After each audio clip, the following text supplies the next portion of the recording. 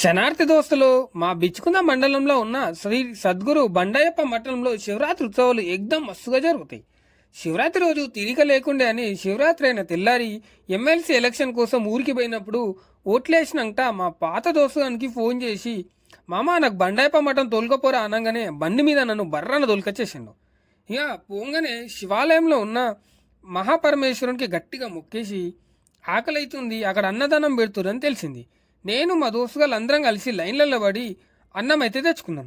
ఇక నా దగ్గరికి వచ్చేసరికంటే పప్పు చారు అయితే అయిపోయింది. ఇక అంతలోనే మాగోడు పప్పు చారు కమ్మగుంది మామ అని అయితే అన్నాడు. తినేసినాక పక్కనే ఉన్న షెడ్డులో కాసేపు సేద తీరినాం. ఈ ప్లేస్ అయితే చాలా ప్రశాంతంగా అనిపించింది. ముందుకి ఎండలు కొడుతున్నారా అంటే ఇక్కడ చల్లగా అనిపించింది. ఇక దాని పక్కనే ఉన్న మెడికల్ క్యాంప్ జరుగుతుందని తెలుసుకొని నేను మా దోస్తుగాళ్ళు పోయినాం. ఇక బ్లడ్ ఇద్దామని పోయి మాకు బ్లడ్ లేదని తెలుసుకొని ఇక దానిపైన ఉన్న వెయిట్ చెక్ చేసుకున్న మిషన్ పైన మా దోస్తుగాలు నిలబడి వెయిట్ అయితే చెక్ చేసుకుంటాం.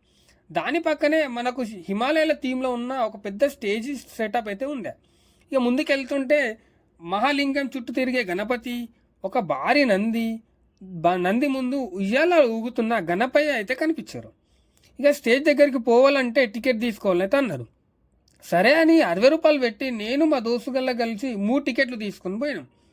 2 పెద్ద గజరాజుల మధ్య ఉన్న ఈ హిమాలయ థీమ్ చూస్తుంటే చాలా మస్తుగా అనిపించింది. నిజంగా హిమాలయాలో పోయిన ఫీల్ వచ్చింది.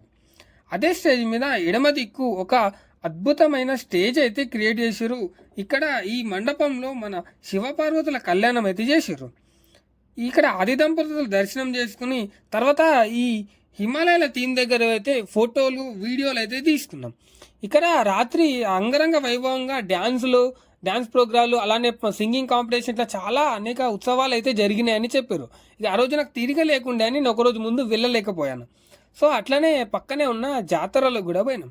ఇక జాతర పోగానే నాకు చిన్నప్పుడు జాతరలో ఎట్లా అల్లరి చేస్తుంటేమో అదంతా గుర్తుకొచ్చింది. సరే అని మా అల్లుండ్లకి బొమ్మలు కొందామని అనుకున్నా.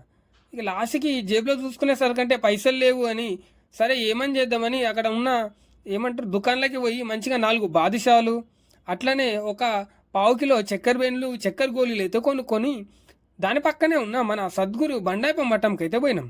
ఈ మఠం అయితే చుట్టుముట్టు మంచిగా ప్రకృతి మధ్యలో చెట్ల మధ్యలో చాలా అద్భుతంగా ఉంది.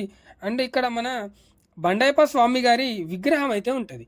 ఈ ఉత్సవాలు అన్నిటినీ మన సోమయ్యప్ప స్వామి గారు టేక్ కేర్ చేస్తారు. చాలా అద్భుతంగా ప్రతి సంవత్సరం అంగరంగ వైభవంగా జరిపిస్తారు.